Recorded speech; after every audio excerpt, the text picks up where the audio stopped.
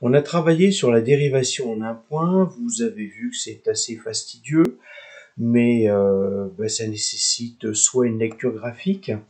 Il y a soit une lecture graphique, soit un travail de calcul sur un point précisément dans une courbe. Il y a une autre manière de faire, c'est l'utilisation de formules, et donc la première formule que vous allez devoir savoir retravailler, c'est celle-ci.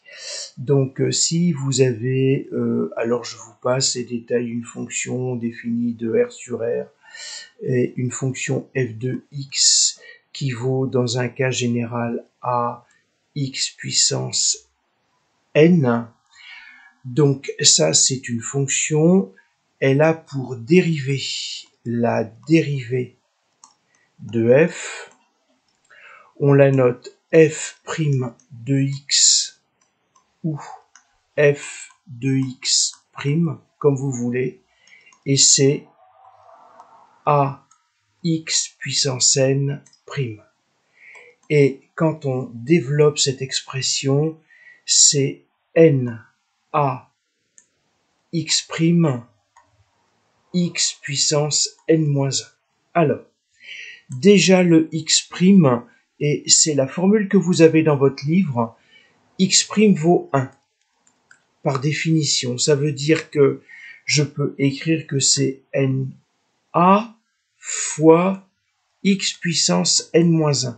Voilà la formule que vous avez dans votre livre, mais généralement elle ne vous parle pas trop, donc ce que je vais vous proposer de faire, c'est tout de suite d'avoir un exemple.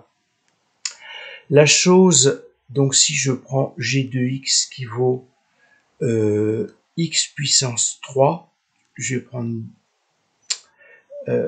vais prendre donc 3x puissance 4.